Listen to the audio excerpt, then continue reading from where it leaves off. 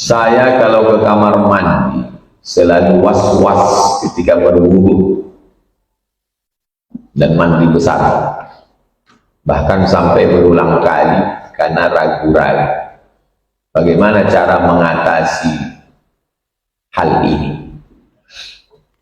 Nabi menyuruh pakai sendal, pakai terompah. Zaman dulu terompah kayu, apa namanya? Bakya. Bahasa Arabnya qab. Dipakai di dalam kamar mandi untuk menghilangkan was-was. Beli serba 6.000, pakai menghilangkan was-was. Sebelum masuk itu baca doa, Allahumma inni a'udzubika. Baca Allahumma inni a'udzubika itu sebelum masuk itu, bukan dari dalam. Allahumma inni a'udzubika minal khubuthi wal khaba'ith. Waktu menyiramkan air pertama itu, situlah pasang niat. Niat itu al-qasdu muqaranatun bil fi'li. Niat yang dipasang sejalan dengan perbuatan. Mestinya menyebut bismillah. Waktu mulut menyebut bismillah, itulah niat. Tapi kalau di situ ada WC, tak boleh menyebut nama Allah. Jadi dalam hati aja. Kalau dia pakai shower, kalau dia pakai gayung, nawaitu raf'al hadasil akbari fardu alayya lillahi ta'ala. Nawaitu raf'al hadasil asghari istibahati sholati fardu alayya lillahi ta'ala. Tak bisa diucap dalam hati. Nah. Habis itu apapun was-was di dalam berkata-kata dia, kau tidak sah, kau batal, dia kau setan, dilawan dia. Itulah maka zikir itu kuat, la ilaha illallah. Orang yang was-was itu ditahlilkan ke telinganya, cukup hilangkan was-was. Enak memang mengomongkannya, tapi orang yang kena penyakit ini, ada penyakit was-was itu diusolli. Waktu belajar muqaranah niat dalam mazhab Syafi'i, itu kan niat sejalan dengan takbir Allahu Akbar. Yang 5 itu di dalam takbir itu. Salat apa? Subuh. Fardu apa sunnah? Fardu. Berapa rakaat? 2. Ada apa qadha? Ada. Makmum wa imam? Makmum. Yang 5 itu dipasang dalam takbir itu. Allah sampai imam dah nak sujud tak baru. Itu namanya was-was waktu. Ada was-was waktu mau ambil sembahyang. Nanti kalau nampak ada orang di keran itu, kali-kali itu kena was-was. Penyakit psikologis. Nah, gangguan setan. Maka dia mesti meyakinkan diri dia, ditolong orang lain. Perbuatan ini adalah betul. Kuatkan diri. Makanya kalau ada motivator yang di hotel itu, sukses. Karena orang puas-puas. Sukses tidak. Itu. Salam bahagia, salam sukses, salam Indonesia emas, salam. Ini was-was saja. Kalau kita yang tak was-was tak perlu. Bilanglah bang, kau mencintai aku. Kenapa? Istrinya was-was. Kalau dia tak was-was, tak perlu itu. Nanti tengok aja. Istri saya tak pernah nyuruh saya bilang I love you. Kenapa? Karena dia tak was-was. Kalau was-was ragu deh, iya betul. Jadi untuk menghilangkan was-was itulah maka muncul usolli fardhu maghrib salat raka'atin adaan ma'muman lidaf'il waswasah. Menurut mazhab Maliki laisa bimasyru', tidak disyariatkan. Menurut mazhab Hambali bid'ah. Menurut mazhab Hanafi bid'ah. Illa kecuali lidaf'il waswasah. Jadi melafazkan niat itu termasuk menolak waswas. Sebelum masuk ke toilet itu, aku nih mau beribadah ya Allah, tolong aku ya Allah. Hantu setan membisik-bisik, jangan macam-macam kau setan. Tinju kepala kau nanti setan. Kita ini kenapa setan itu menggoda kita? Kita takut sama dia. Dari kecil kita diajarkan takut sama setan. Lewat di hutan, tapi tuh anak cucu numpang terkunci. Emang dari kecil kita diajarkan untuk takut sama setan. Anak saya tak saya ajarkan gitu. Ada hantu baca doa, Allahumma barik lana fi ma razaqtana. Makan hantu. Tak saya ajarkan dia takut. Makan hantu itu aman. Jadi mindset kepala itu harus lurus. Bagaimana hukum membeli baju thrifting? Karena belum tentu orang yang memakai sebelumnya orang Islam. Baju asal udah dicuci, kalau khawatir ada kumannya, dimasak pakai air panas. Jadi cara kerja setan, nah ini saya ajarkan SOS, standar operasional setan. Merasa berdosa pada yang tidak dosa, merasa beramal pada yang tidak. Kau sudah beramal Abdul Somad, pahala kau sudah banyak, kau sudah jadi ustaz, maka saya lawan. Maka sering saya ucapkan di ceramah, saya ini ustaz yang dihormati, dimuliakan, dicium tangan, tapi boleh jadi yang duduk di sana lebih dulu masuk surga dari saya. Sebetulnya saya mau melawan bisikan-bisikan saya. Boleh jadi pahala ceramahku ini sudah habis diambil oleh viewer, follower, dan subscriber. Karena riak, karena sum'ah, karena aku ditengok orang, karena aku dipuji orang. Itu untuk melawan godaan setan. Karena kerja setan yang pertama adalah merasa beramal padahal belum betul. Yang kedua, merasa bersalah padahal tidak, termasuklah memakai pakaian bekas. Kalau di Medan namanya Monza, karena tempat jualannya jalan Mongon City, dan Monza, Mongon City Plaza. Kalau di Riau ini di kampung namanya aul-aul, baju-baju bekas. Lain Padang, lain Belalang, lain tempat lain. Pokoknya baju-baju orang bekas itu yang masuk tempat kita itu.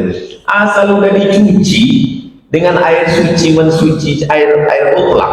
Air mutlak di mana? Air hujan, air mata air salju, air sungai, lebih dari 2 bulan, tidak berubah warnanya, baunya, rasanya, cuci bersih. Adapun secara medis, ini mesti dimasak, Ustaz, takut ada kumannya. Yang mau memakai ini tak sunat, tak basuh, tak cebok, masak pakai air panas, habis itu setrika. Jadi supaya apa? Biar nampak baju awak branded. Hebat kawan. Jadi hukumnya boleh. Orang yang memakainya orang tak Islam, dia suci. Semua orang mengatakan itu tidak suci. Makanya untuk mengusir keraguan ini apa? Ilmu lah yang bisa menghilangkan was-was. Kalau sudah kita mengatakan bersih, suci, satu Riau ini mengatakan itu najis. Kalau tidak najis menurut fikih, maka tidak najis. Maka yang kuatkan keyakinan dengan mengaji, dengan berpikir.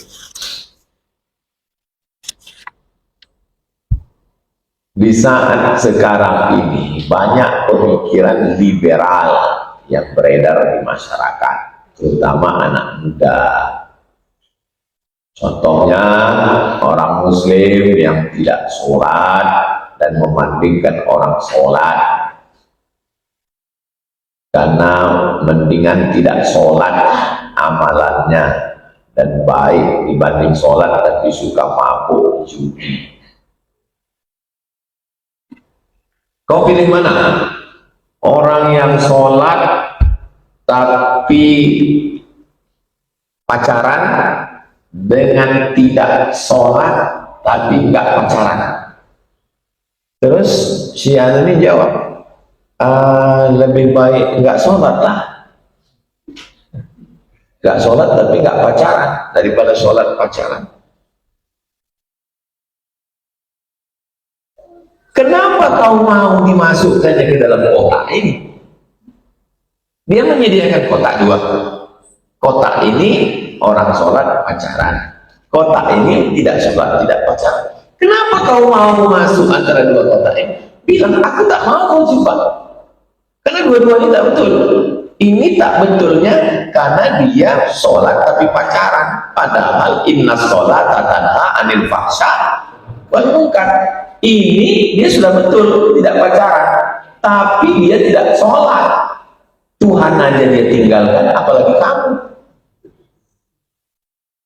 Atas dasar apa kau mau menjebak aku dalam dua kotak ini? Aku tidak di sini dan tidak di sini. Yang betul itu adalah kotak yang ketiga, tidak sholat dan tidak pacaran. Kau masukkan ke kotak ini. Jadi jangan mau terjebak. Itulah pentingnya ilmu jidal wal munazarah. Ada satu cabang ilmu namanya ilmu munazarah, tapi tidak dimasukkan lagi itu dalam silabus Universitas Islam. Tidak ada. Penting. Orang barat masih pakai ilmu itu, namanya debat corner pojok. Kau pojok sana, di pojok depan. Jadi kalau untuk fikih yang bagus debat itu, nama kitabnya Bidayatul Mujtahid wa Nihayatul Muqtasid. Perdebatan antar mazhab. Santri dilatih gitu. Kau jadi mazhab Hanafi, ya Ahlul Ra'i. Kau jadi mazhab Syafi'i. Berdebat kan? Tapi debatnya tidak debat usir, debatnya pakai dalil. Supaya terlatih mental. Tengok Kodon itu berdebat, suaranya tak tinggi, nyantai, suka sih. Jadi jangan mau. Lebih baik bertuhan atau tidak bertuhan? Atas dasar apa kau membuat dua kotak lalu kau masukkan aku ke salah satunya? Nah, jadi liberal ada patung yang besar itu, yang orang pegang api itu patung apa namanya? Liberty itu patung pembebasan. Liberal adalah membebaskan pikiran dari semua keterikatan suku, tradisi, agama, pokoknya bebas. Itu baratnya. Dalam Islam kita di sini masih terikat dengan budaya Melayu, Minangkabau, Jawa, Batak, Mandailing, Bugis, dan kita punya agama. Adat istiadat itu dikawinkan, dinikahkan dengan agama. Muncullah slogan adat basandi syarak, syarak basandi. Karena peperangan kaum adat dan kaum agama, perang, maka didamaikan. Adat basandi syarak, syarak basandi kita Allah. Anak-anak kita jangan sampai dilepaskan itu. Lepas dari agama, lepas dari adat, akhirnya dia tidak punya budaya. Cara untuk melepaskan anak-anak muda ini adalah dicabut dia dari akarnya. Cabut dari akarnya, potong, buang kulitnya, dipotong, dipetak, dipahat, sampai ketika ditanya, kau pokok apa? Aku bukan pokok, aku plastik. Kita mesti tahu, aku adalah pokok gaharu. Aku adalah pokok kulit. Aku adalah pokok kulit. Asalku dari Sumatera, asalku dari Kalimantan. Mereka sesungguhnya menyuruh kita melepaskan diri dari sejarah kita, tapi dia berpegang dengan sejarahnya. Bunuh raja-raja kalian, tinggalkan kerajaan. Kalian mesti berdemokrasi. Akhirnya orang kita pun membunuh raja-rajanya. Sultan Langkat dibunuh, Sultan Asahan, kerabat-kerabat ditanam di jalan. Di bagian Tanjung Balai ada jalan peta 4. ada sumur dibuang di situ. Apa kata penyair Tengku Amir Hamzah? Kalau memang hendak ditotak, totak lah. Waktu mereka mau memancung dia, bahasa Melayunya kan ditotak, dipancung mereka. Tengku Amir Hamzah mati. Anak gadis sultan itu diperkosa, dihasut. Bunuh raja kalian, raja feodal. Akhirnya kita pun membunuh raja-raja kita. Sekarang tahun 2025 terbuka mata kita, rupanya mereka masih punya raja, King Charles, yang dilantik setelah emaknya mati, Elizabeth. Rupanya kan mau datang nih Ratu Belanda mau datang, sebagian unjuk rasa karena dia udah menjajah nenek moyang kita.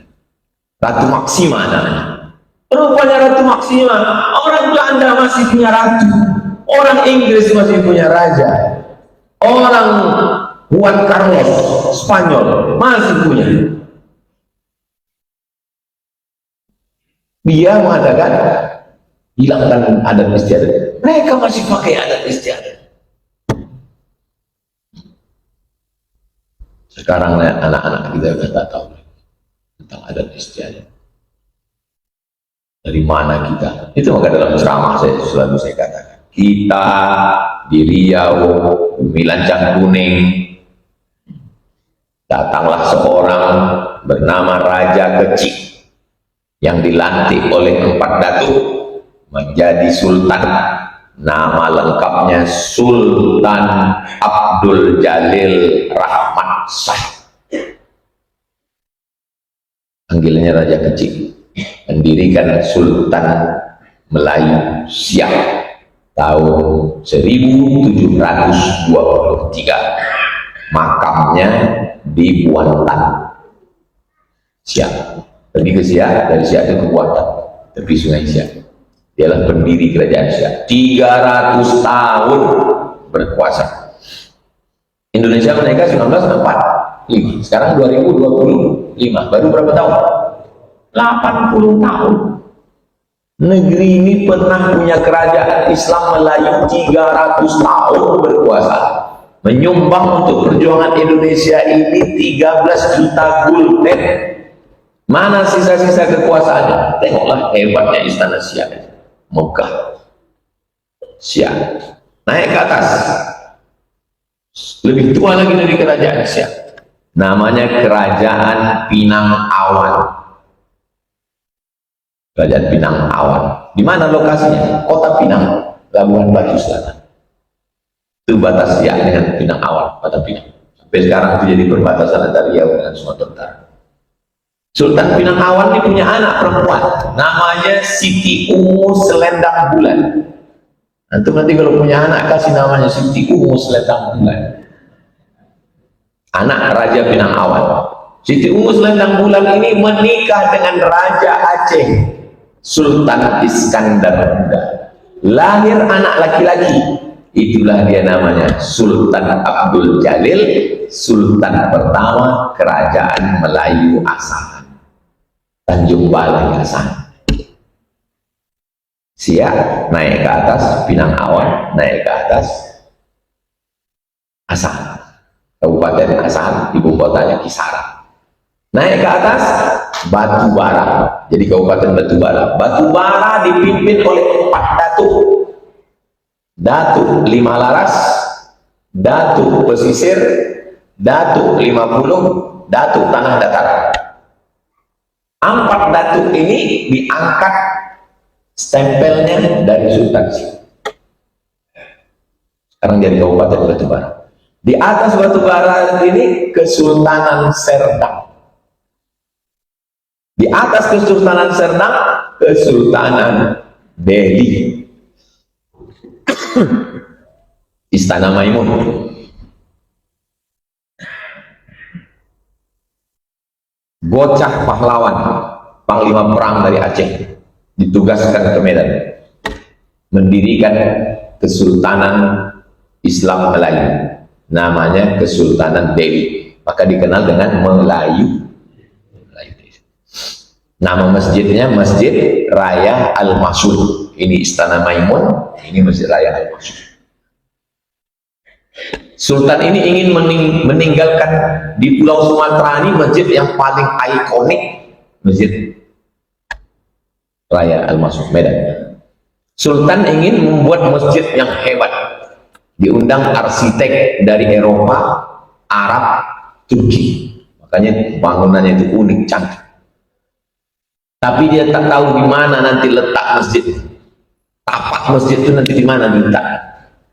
Maka dimintanya lah pendapat kepada Syekh Abdurrahman. Syekh Abdurrahman, di mana diletakkan? Setelah Syekh Abdurrahman istikharah, di sini cacahkan masjid itu Tuhan. Itulah menjadi pusat kota Medan sekarang.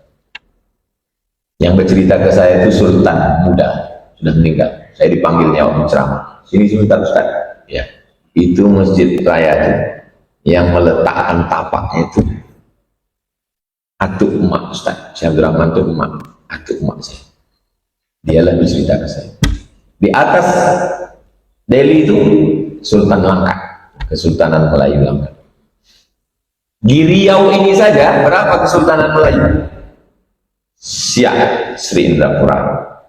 Lagi Kesultanan Gunung Sahilan, Kesultanan yang Rokan Hulu, Rambah.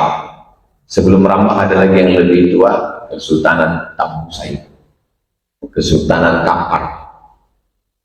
Yang paling tua sebelum Islam, masa Hindu Buddha, Kesultanan Indragiri. Makanya nama panglimanya itu, nama rajanya tak Islam, Narasina. Sebelum Islam. Kesultanan Indragiri itu Hindu Buddha dulu, baru Islam. Anak-anak kita tak tahu. Udah hilang, tercabut dari bangsa. Itulah dia di sini. Orang Barat masih menjaga itu. Sampai hari ini rajanya masih ada. Raja yang paling lama menunggu maknya mati, Charles. Elizabeth tak mati-mati. Bagaimana seharusnya dakwah Islam menjawab narasi liberal yang menyepelekan sholat agar tetap ilmiah, elegan, dan tidak terpancing emosi. Dia dengan ilmu, tak bisa membalas dengan emosi. Dengan ilmu. Makanya Islam ini nanti di akhir zaman itu akan bangkit dengan ilmu. Sanurihim ayatina, kami akan bangkitkan ayat-ayat kami. Makanya kalau buat kajian tolong nanti narasumbernya dua. Tentang masalah sholat, Ustadz menjelaskan ayat, dokter tulang, dokter jantung, dokter otak. Saya pernah dipanggil dengan dokter tulang. Dokter tulang itu nanya ke saya, ketua PMI dulu, yang mengasihkan kalau dia operasi 3 satu hari, 1 untuk Palestina.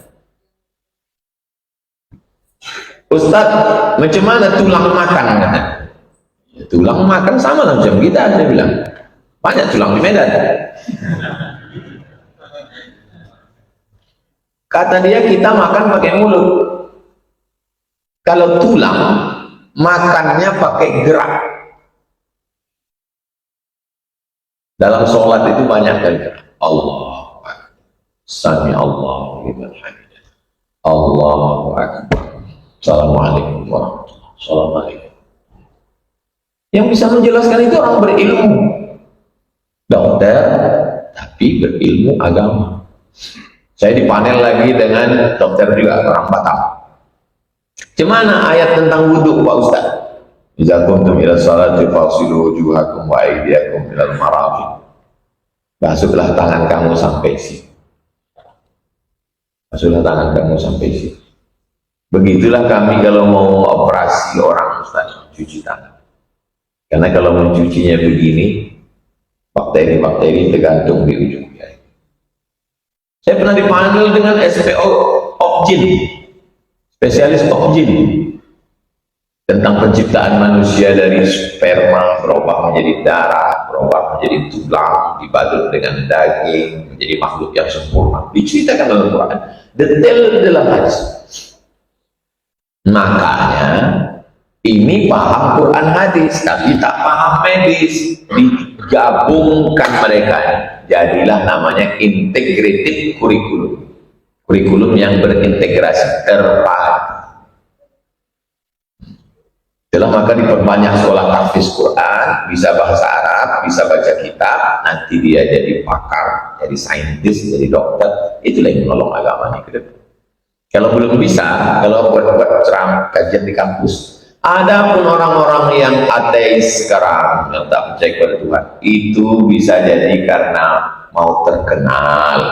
Bul ala zamzam fatu'ra, kencengi air zamzam kau akan terkenal. Dari dulu orang Arab itu sudah, kalau mau terkenal, kencengilah air zamzam, terkenal viral. Masih muda, masih viral. Nanti sesudah terbujur di ruang ICU, nah barulah dia sadar, nampaknya malaikat maut itu datang. Jadi kita mesti menjelaskan itu, jangan pernah bosan menjelaskan itu. Emosi latihan supaya tidak emosional. Saya sampai sekarang masih emosi dan bolak-balik latihan.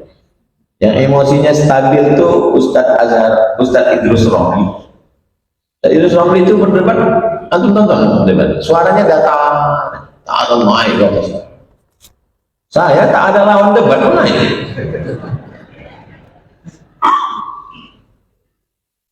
Ustadz Kiai Haji Abdul Wahab Ahmad, Kiai Haji Abdul Ahmad itu gitu ya, dia pun debat juga, datar, tak emosi. Kohdondi itu juga data, tapi informasi belajar untuk ilmu sama mereka, jangan belajar ilmu debat sama saya.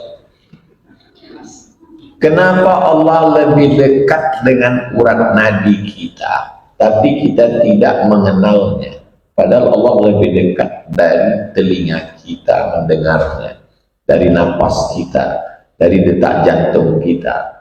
Allah lebih dekat dari semua itu. Apakah itu cara mengenal diri? Pasti mengenal Allah. Kalau antum bilang dekat kenal, berarti antum sejenis. Kita kan dekat nih, lalu kita kenal, karena kita sejenis. Kalau tidak sejenis, mana bisa kenal? Kita dengan Allah tidak sejenis. Mana dalilnya? Satu, walam yakul lahu kufuwan ahad. Dua, laisa kamitslihi syai'. Dari dua ayat inilah jadi sifat 20 mukhalafatuhu lil hawadits. Wa nahnu aqrabu ilaihi min hablil warid. Kami lebih dekat kepada hamba kami itu dari urat lehernya. Bukan berarti Allah itu di dalam. Kalau kalian bilang Allah itu di dalam, berarti sudah ikut aliran hulul namanya. Nama alirannya hulul. Hulul, Allah menempati makhluk. Ini makhluk. Lalu Tuhan itu gentayangan, dia mau nyari tempat. Kemana lah cocoknya nih ya. Terus ditengoknya tuh, aku sini aja lah. Itu nama alirannya hulul. Jadi kalau ada ustadz yang ceramah mengatakan, wallah tuh, lalu diambilnya bang, hulul itu. Orang yang hulul kafir karena mengatakan Allah bertempat. Itu maka mengaji sifat 20. Kenapa Allah itu lebih dekat dengan orang tadi? Kita tidak bisa mengenalnya.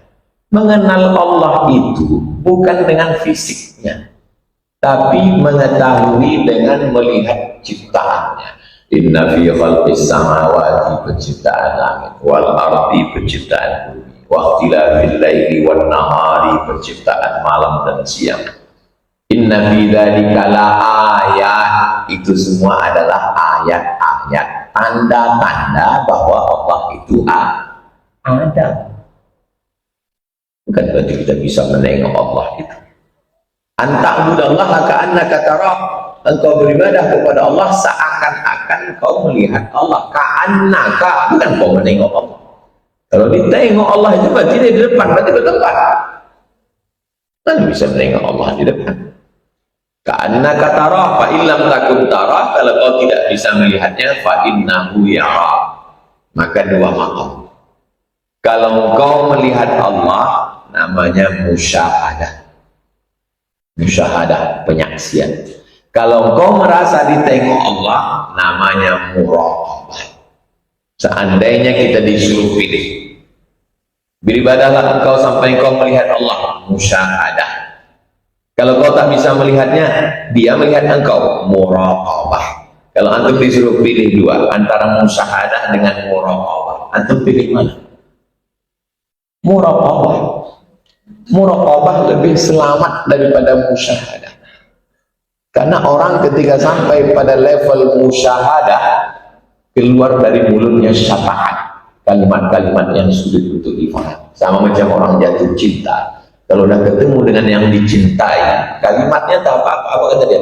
Kau seperti bulan. Bulan bergerigi, kerikil-kerikil bulan itu. Ku nanti kau 1000 tahun lama. Umur cuma 63. Kenapa? Karena orang melihat yang dicintai, kalimatnya tidak terkontrol lagi. Maka ketika dipilih, dan yang ditengok itu apa? Apa yang nampak itu? Bisa dia menengok Allah itu. La tudrikuhul absar. Allah tak bisa ditengok. Terus yang ditengok Nabi Musa di atas bukit Tursina itu apa? Falamma tajalla rabbuhu lil jabali. Ketika dia melihat kenyataan Tuhan di atas bukit Tursina, ja'alahu dakka, pingsan, wa kharra Musa sa'iqa, tak sadarkan diri. Abdullah bin Abbas ditanya, Abdullah bin Abbas sahabat Nabi yang paling ngerti tafsir, apa yang ditengok Nabi Musa di atas bukit Tursina? Cahaya, bukan Allah yang ditengoknya, cahaya. Sebesar apa cahayanya? Kata Abdullah bin Abbas. Abdullah bin Abbas dengan bahasa tubuhnya sebesar ini, yang nampak Nabi Musa itu sebesar ini, pingsan. Padahal Nabi Musa itu tenaganya mendorong batu yang menutup sumur 30 orang tak bergerak, dia sendiri bergerak. Pingsan. Tiba-tiba ada orang mengatakan, aku sudah nampak cahaya Allah itu. Nabi Musa menengok sebesar ini pingsan, kau pula menengok. Makanya ngaji, kalau ngaji selesai. Aku Pak Ustaz, setelah berzikir nih nampak aku cahaya terang. Kau kalau bohong sama orang lain, sama aku jangan.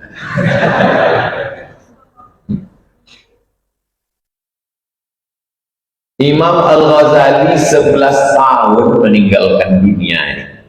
Sampai pojok masjid itu disebut Zawiyah Al-Ghazali.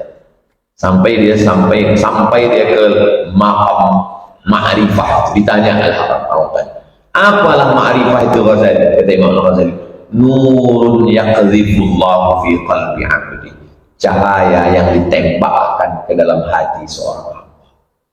Ini baru berzikir 2 hari sudah mengaku malam tadi di kamar itu nampak bini itu bercahaya.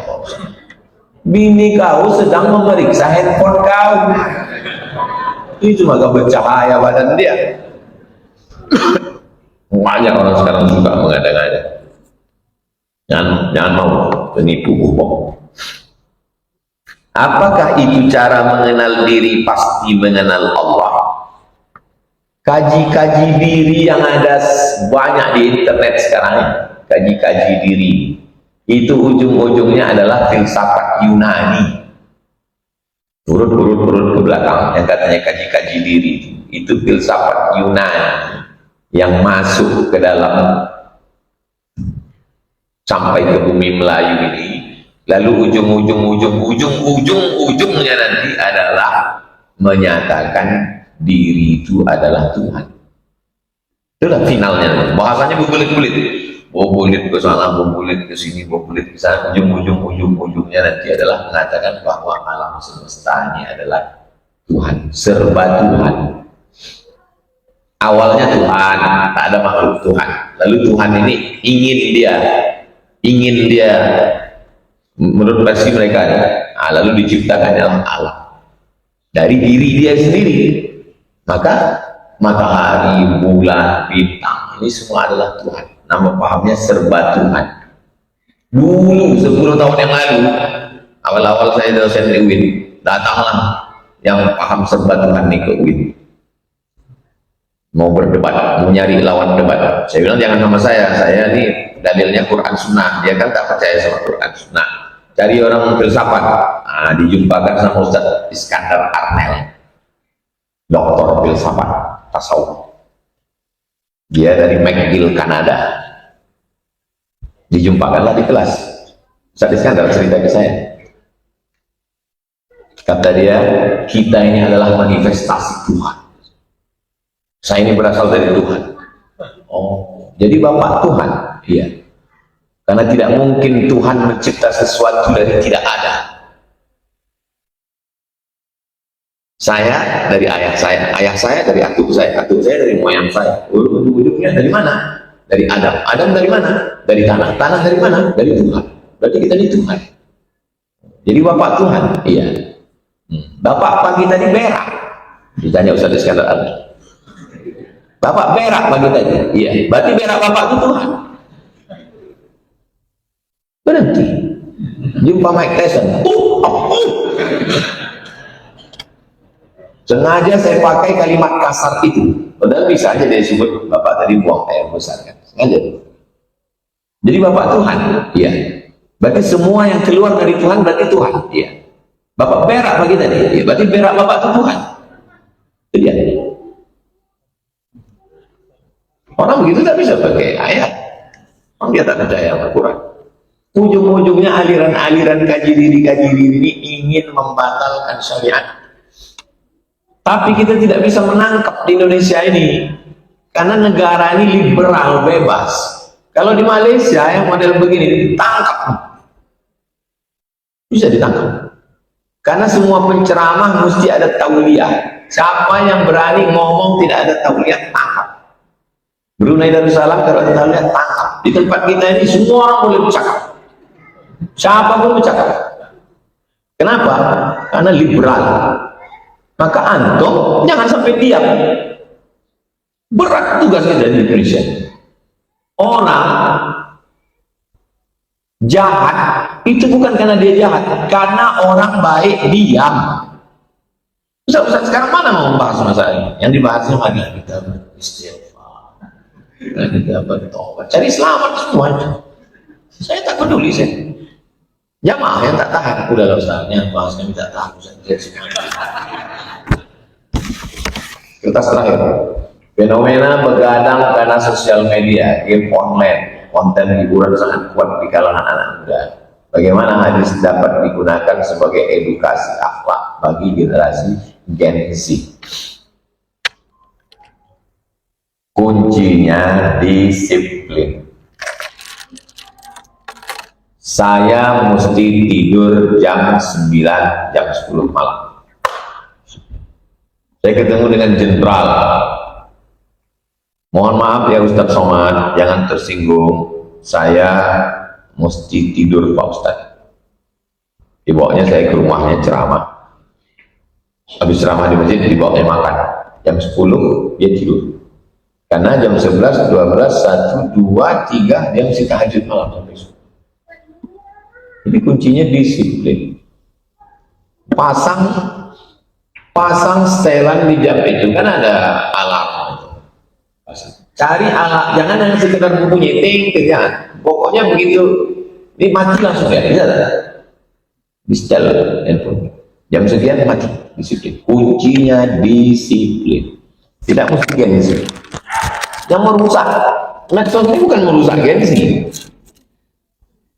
Alumni Al-Azhar, ustaz, guru di Pekanbaru sana menangkap handphone musuh, masuk keranjang, tangkap handphone, periksa, panggil orang tua. Bapak bisa datang, bapaknya kerja, ibu bisa, ibu. Anak ibu ini sudah melampaui batas, anak ibu ini, kawan saya ini yang alumni Azhar, sudah habis dia mengamuk, tolong didik anak ibu dengan baik. Kata si ibu itu, mohon maaf Pak Ustaz, itu handphone suami saya.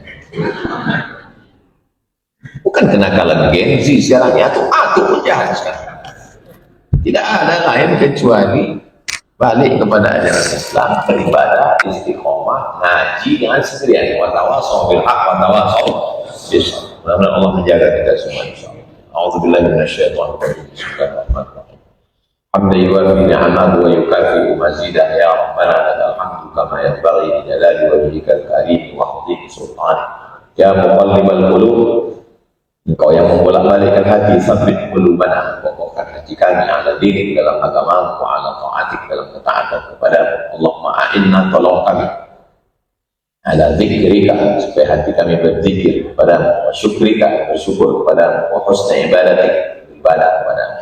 Rabbana taqabbal minna, terima amalkan, wa tub alaina, terima taubat kami, wa ighfir lana dzunubana, ampunkan dosa kami, wa li abaina wa ummahatina, kedua orang tua kami, wa li masyayikhina, guru-guru kami, wanfa'na bima 'allamtana, semua yang sudah Engkau ajarkan kepada kami jadikan dia bermanfaat untuk kami. Wahdina wahdi bina waj'alna sababan liman ihtada, berikan hidayah kepada orang-orang yang belum dapat hidayah ya Allah. Waqtim bis solihati a'malana, tutup umur kami dengan husnul khatimah. Wajma'na ma'al habibil mustafa fi jannatikal ula, satukan kami di surga bersama Nabi Muhammad sallallahu alaihi wasallam. Rabbana atina fid dunya hasanah wa fil akhirati hasanah wa qina adzabannar. Sallallahu alaihi wasallam Muhammad wa ala alihi wasallam. Alhamdulillah rabbil alamin. Taqabbal